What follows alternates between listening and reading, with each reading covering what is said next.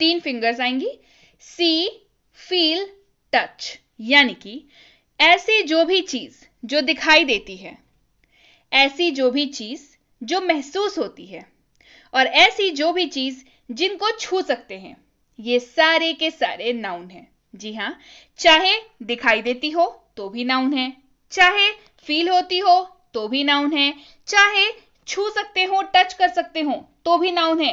इन तीनों में से कोई एक कंडीशन फुलफिल अगर हो रही है, मतलब कि कोई एक कसौटी पे अगर वो खरा उतर रहा है, तो वो नाउन है। और तीनों भी कई बार होते हैं, कुछ कुछ चीजें ऐसी होती है जिसको आप देख भी सकते हैं, छू भी सकते हैं, महसूस भी कर सकते हैं, तो वो भी नाउन है, ऑब्वियसली वो भी नाउन है। तो हमेशा याद रखिए, थंब रूल काउंट कर लीजिए, 3 फिंगर्स काउंट करिए, सी, फील, टच, मतलब नाउन। एकदम गेम ओवर वहीं पे, सी, फील, टच क्या है? नाउन है। और बेहतर समझते हैं एग्जाम्पल्स के साथ। देखिए, ऐसी चीजें जिनको आप देख सकते हैं, चेयर देख सकते हैं, फैन, टेबल, किताब, कलम, फूल, पेड़, पौधे देख सकते हैं सबको, सारी चीजें नाउन है। महसूस करने वाली चीजें देखते हैं अब, चलिए, जिनको आप फील कर सकते हैं, हवा, हवा महसूस करते हैं, हवा छू सकते हैं? नहीं। हवा देख सकते हैं? नहीं। लेकिन हवा महसूस कर सकते हैं, तो क्या है? ये भी नाउन है। हैप्पीनेस, यानी कि खुश, आप खुश हैं, आप उसको क्या कर रहे हैं? महसूस कर रहे हैं। आप दुखी हैं, आप महसूस कर रहे हैं। आप बीमार हैं, आपको बुखार है, महसूस कर रहे हैं। किसी भी चीज की सॉफ्टनेस, रुई कितनी सॉफ्ट होती है, उसकी सॉफ्टनेस को देखिए। रुई तो ऐसे भी नाउन है ना, क्योंकि उसको देख भी सक रहे हैं, उसको छू भी सक रहे हैं, उसको फील भी कर पाते हैं। उसकी नरम, जितना नरम होता है वो उसको फील भी कर पाते हैं। तो सॉफ्टनेस, या किसी चीज की हार्डनेस, यानी कि बॉल देखा है, बैट देखा है, कितना हार्ड होता है, तो उसकी हार्डनेस को आप महसूस कर पाते हैं, तो वो भी नाउन है। और ऐसी चीजें जिनको छू सकते हैं, चेयर, फैन, टेबल, जिनको छू सकते हैं उनके नाम तो आपको ऑलरेडी पता है, ठीक है। तो कोई भी ऐसी चीज जिसको आप कर सकते हैं सी, फील, टच, वो है नाउन। क्लियर? चलिए बढ़ते हैं आगे। अगला है प्रोनाउन। जी हां, क्या है? प्रोनाउन।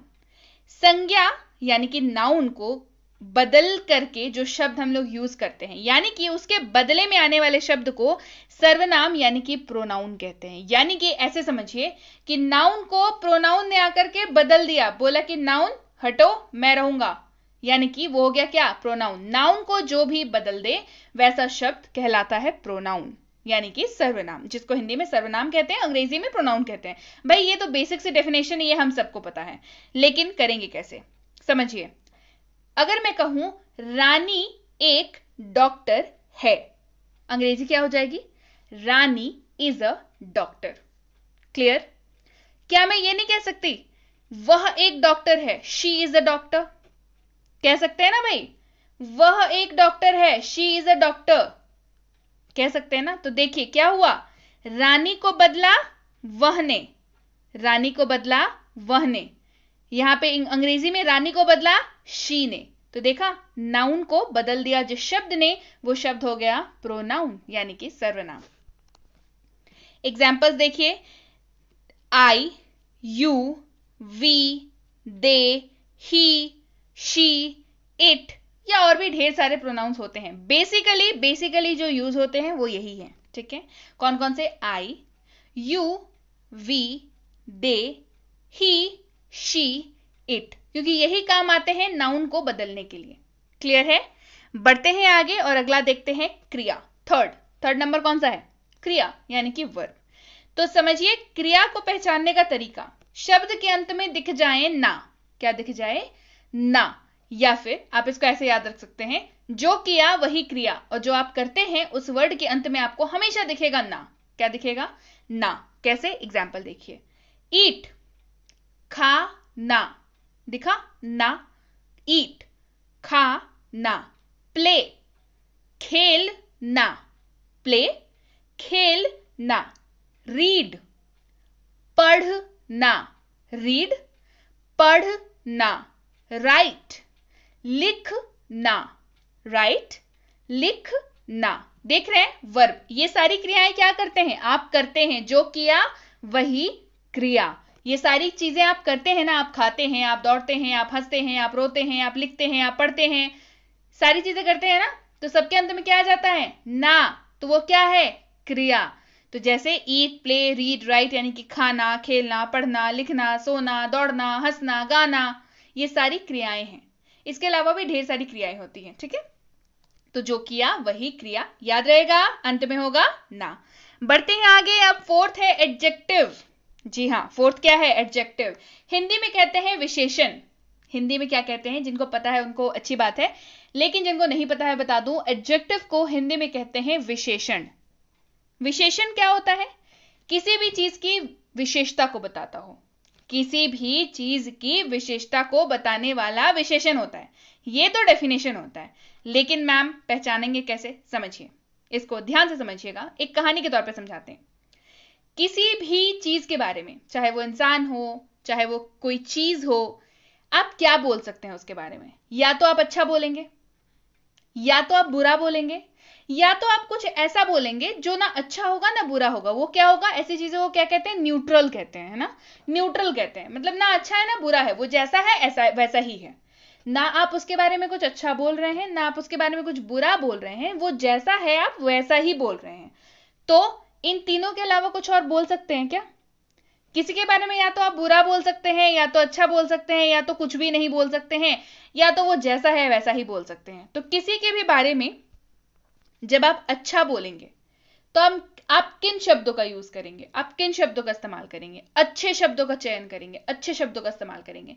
किसी को भी आपको अच्छा बोलना है तो क्या क्या बोल सकते हैं? वो बहादुर है, he is brave.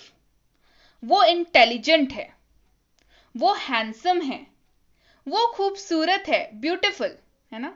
Hard working, मेहनती, हार्ड वर्किंग। ऑनेस्ट यानी कि ईमानदार, इसी तरीके के शब्दों को बोलेंगे। अब इन शब्दों को अगर किसी के लिए आप इस्तेमाल कर रहे हैं, मतलब क्या है? आप उसके लिए क्या कर रहे हैं? अच्छा बोल रहे हैं, अच्छा बोल रहे हैं ना उसके लिए। ऐसे शब्दों का इस्तेमाल जब आप कर रहे हैं तब आप उसके लिए अच्छा बोल रहे हैं। यहां तक क्लियर है? अब देखते हैं किसी के लिए अगर बुरा बोलना हो, खराब बोलना हो, बैड बोलना हो, तो क्या बोलेंगे? अरे कायर है ना, कुरूप है, या फिर टिमिड है, ईमानदार नहीं है ना, धोखेबाज है। इस तरीके के शब्दों का इस्तेमाल करेंगे। किसी को भी बुरा बोलने के लिए ऐसे ही शब्दों का इस्तेमाल करते हैं, है ना। और अगर किसी के बारे में ना आपको अच्छा बोलना है और ना बुरा बोलना है, क्या बोलना है? ना अच्छा बोलना है ना बुरा बोलना है, क्योंकि है ही नहीं कुछ उसके बारे में अच्छा बुरा बोलने के लिए, तो आप क्या बोलेंगे? न्यूट्रल। लेकिन फिर भी कुछ बोलना है आपको, तो क्या बोलेंगे? एकदम न्यूट्रल सी बात करते हैं। अरे वो बहुत सेहतमंद है, हेल्दी है, बहुत पतला है, बहुत लंबा है ना। तो ऐसे शब्दों का इस्तेमाल कब करते हैं? समझिए, जब वो वाकई में हो। अगर कोई इंसान वाकई में लंबा है तो आप उसको लंबा ही बोलेंगे। आप ये ना उसकी अच्छाई बता रहे हैं ना उसकी बुराई बता रहे हैं, आप उसमें जो क्वालिटी है वो बता रहे हैं कि वो लंबा है। कोई व्यक्ति तंदुरुस्त है तो ना आप उसके बारे में अच्छा बोल रहे हैं और ना आप उसके बारे में बुरा बोल रहे हैं। वो तंदुरुस्त है तो है, आप बोल रहे हैं कि वो तंदुरुस्त है। क्लियर? तो ऐसा कोई भी शब्द जो किसी की विशेषता बताता हो, जैसा कि मैंने यहां पे बताया, ऐसा कोई भी शब्द जो किसी की विशेषता बताता हो, किसी के विशेषण के बारे में बताता हो, ठीक है, वो एडजेक्टिव हो गया। क्लियर? चलिए बढ़ते हैं आगे, एग्जाम्पल देखते हैं। अब देखिए एग्जाम्पल के तौर पर, रानी इज अ ब्यूटीफुल गर्ल। रानी के बारे में कुछ बड़ा अच्छा सा बोलने का मन किया। क्या बोला हमने? रानी इज अ ब्यूटीफुल गर्ल। रानी खूबसूरत है, रानी बहुत खूबसूरत लड़की है ना। रानी इज अ डिसऑनेस्ट गर्ल। धोखेबाज है, डिसऑनेस्ट है, ईमानदार नहीं है, धोखेबाज है। ये क्या बोला हमने? बुरा बोला रानी के बारे में। रानी दुबली पतली है, रानी इज अ लीन गर्ल। रानी दुबली पतली है, तो वो अब वैसी है तो वैसा बोला ना, ये अच्छी बात है ना ये बुरी बात है, वो वैसी है तो वैसा बोला हमने। क्लियर? आ गया समझ में? चलिए बढ़ते हैं आगे। अगला है एडवर्ब। एडवर्ब यानी कि क्रिया विशेषण। एडवर्ब क्रिया विशेषण। अब होता क्या है? एडवर्ब ये बताता है कि काम कैसे हो रहा है। काम कैसे हो रहा है, काम हो रहा है ना, कैसे हो रहा है। It shows how the work is going on, how the work is going on. चलिए एग्जाम्पल से बेहतर समझ में आएगा। अब देखिए, सोहन रन्स, यहां तक देखिए, सोहन रन्स, यहां तक पता चल रहा है कि सोहन के दौड़ने की बात की जा रही है, ठीक है। लेकिन जब हमने कहा कि सोहन रन्स स्लोली, रोहन दौड़ तो रहा है, दौड़ रहा है, क्रिया हो रही है, दौड़ रहा है, वो कैसे दौड़ रहा है? स्लोली, धीरे दौड़ रहा है। फास्ट, जल्दी दौड़ रहा है। स्विफ्टली, मंद गति से दौड़ रहा है। जेंटली, हल्के हल्के दौड़ रहा है। हरिडली, हड़बड़ी में दौड़ रहा है। रैपिडली, एकदम एकदम अंधाधुंध दौड़ रहा है। कैसे? क्रिया कैसे हो रही है? यहां पे क्रिया को जो डिफाइन करें, क्रिया जो हो रही है वो कैसे हो रही है? क्या बताया मैंने यहां पे? How the work is going on, कैसे हो रहा है काम। एडवर्ब ये बताता है कि काम हो कैसे रहा है, काम हो रहा है, लेकिन कैसे हो रहा है इसको बताता है एडवर्ब। इसके लिए ये सारे शब्द अवेलेबल है, slowly, fast, swiftly, gently, हरिडली, rapidly, है ना। इसके साथ और भी ढेर सारे हैं। बेसिकली बताता क्या है, एग्जाम्पल्स में मैंने लिए हैं इतने, और भी बहुत सारे हैं। ये बेसिकली बताता है कि काम हो कैसे रहा है। क्लियर? बढ़ते हैं आगे। अगला है प्रीपोजिशन। क्या है? प्रीपोजिशन मतलब संबंध सूचक। संबंध सूचक है, इसके नाम में ही है कि क्या बता रहा है। प्रीपोजिशन, संबंध सूचक, यानी कि मूलतः वस्तु की पोजीशन को, यानी कि स्थान या अवस्था को बतलाता है, साथ ही संबंध को भी बतलाता है। जी हां, याद रखिएगा हमेशा, प्रीपोजिशन अवस्था को बतलाता है, स्थान को बतलाता है, साथ ही संबंध को भी बतलाता है, क्योंकि प्रीपोजिशन को हिंदी में संबंध सूचक भी कहते हैं। क्लियर? चलिए कैसे समझेंगे देख लीजिए। एग्जाम्पल देखिए, the book is on the table. The book is on the table. मैं आपसे पूछूं अगर किताब कहां है, आप बोलेंगे टेबल पर है। क्या बताया? किताब की जगह बताई, किताब का पोजीशन बताया। The book is on the table, table के ऊपर है किताब, किताब की पोजीशन बता दी। क्लियर? ऐसे ही ढेर सारे शब्द हैं प्रीपोजिशन के लिए, जैसे in, at, upon, under, up, down, across, behind, in front of, और बहुत सारे हैं, बहुत सारे हैं, है ना। क्यों? क्योंकि क्या क्या बता रहा है? पोजीशन बता रहा है, संबंध बता रहा है, ये सारी चीजें बता रहा है। क्लियर? स्थान बता रहा है, अवस्था बता रहा है, पोजीशन बता रहा है, संबंध बता रहा है, तो ढेर सारे शब्द भी हैं प्रीपोजिशन के ऊपर। क्लियर? समझ में आ गया प्रीपोजिशन क्या होता है? संबंध सूचक होता है, स्थान बताता है, अवस्था बताता है, पोजीशन बताता है, रिलेशन बताता है, इसको कहते हैं प्रीपोजिशन। ऐसा कोई भी शब्द जो वाक्य में ये सारी चीजों को डिनोट करता हो, ये सारी चीजों को बताता हो, सूचक हो ये सारी चीजों का, उसको प्रीपोजिशन कहते हैं। क्लियर? बढ़ते हैं आगे। अगला है कंजंक्शन। कंजंक्शन, बहुत सारे बच्चे कंफ्यूज होते हैं, कंजंक्शन क्या होता है समझिए। कंजंक्शन के तो नाम में ही आपको आंसर मिल जाएगा। कंजंक्शन, जंक्शन का मतलब क्या होता है? सुना है ना, रेलवे जंक्शन, है ना, ये स्टेशन जंक्शन, वो जंक्शन, सुना है ना। जंक्शन रेलवे स्टेशन पे लिखा हुआ रहता है, ट्रेन से जाते हैं तो दिखता है ना कि भाई ये जंक्शन है, कोई फलाना रेलवे स्टेशन पे लिखा हुआ देखा है ना। जंक्शन मतलब क्या होता है, सोच के देखिए, जंक्शन क्या करता है? दो स्टेशन को जोड़ता है। जंक्शन पे कई बार ट्रेनें बदली जाती है ना, कि भाई इस आप जहां पे रहते हो उस वहां से उतनी दूर के लिए जहां आपको जाना है वहां तक ट्रेन नहीं चलती, आपको किसी एक रेलवे स्टेशन में उतर करके ट्रेन बदलनी है। तो जंक्शन क्या होता है? दो स्टेशंस को जोड़ता है। ठीक है, तो जो जोड़ रहा हो उसके लिए वर्ड इस्तेमाल हो रहा है जंक्शन। यहां पे क्या है? कंजंक्शन। ये भी क्या करता है? दो शब्दों या वाक्यों को जोड़ने वाले शब्द को कहते हैं कंजंक्शन। याद रखिए, जंक्शन से याद रखिए कंजंक्शन। दो शब्दों को या वाक्यों को जोड़ने वाले को कंजंक्शन कहते हैं। ये अब भूलेंगे क्या? अब नहीं भूलेंगे कभी। चलिए शब्द देख लेते हैं, एग्जाम्पल देखिए उसके पहले। Soni and Rani are studying. Soni and Rani are studying. इस वाक्य से आपको क्या पता चल रहा है कि सोनी और रानी, सोनी और रानी। तो रानी को बोलने के लिए क्या किया हमने? और लगाया साथ में। क्या किया? सोनी को और रानी को जोड़ा। कैसे? और लगा के। तो हिंदी में और लगा के जोड़ा, और अंग्रेजी में और एंड। तो सोनी एंड रानी, तो सोनी और रानी को कैसे जोड़ा? एंड लगा के जोड़ा। तो एंड क्या है? कंजंक्शन है।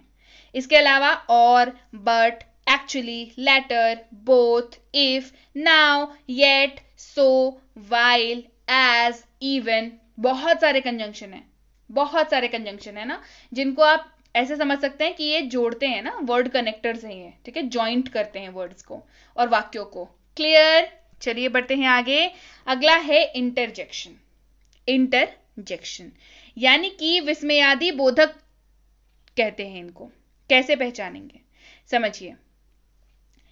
इंटरजेक्शन जो है ये अचानक आई फीलिंग या भावना या उत्साह या एक्साइटमेंट को दर्शाता है। अचानक से आई हुई फीलिंग या एक्साइटमेंट को दर्शाता है।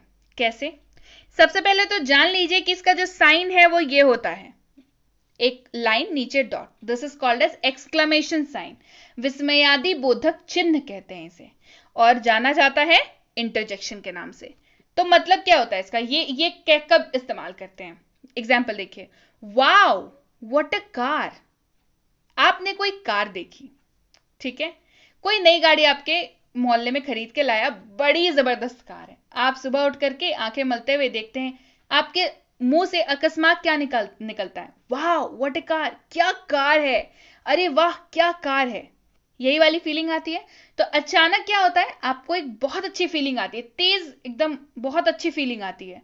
या आप कभी कोई दुर्घटना देख लेते हैं या कुछ अजीब सा देख लेते हैं, तो क्या फीलिंग आती है कि अरे नहीं नहीं नहीं नहीं, अरे ये क्या हो गया। इस तरीके की जो फीलिंग है, ऐसे शब्दों का जब इस्तेमाल होता है, ऐसे फीलिंग्स को डिस्क्राइब करने के लिए जिन शब्दों का इस्तेमाल होता है, उन्हें इंटरजेक्शन कहते हैं। क्या कहते हैं? उन्हें इंटरजेक्शन कहते हैं। क्लियर? कौन कौन से शब्द हैं? वाओ, बहुत खुश हैं, वाओ। ओह नो, मतलब कुछ बुरा हुआ, नहीं होना चाहिए था, गेम हार गए, खेलते खेलते गेम हार गए, ओ नो, गेम हार गए। ओ गॉड, मतलब आप अचंभित हैं, ओ गॉड मतलब कैसे हो गया, ओ गॉड।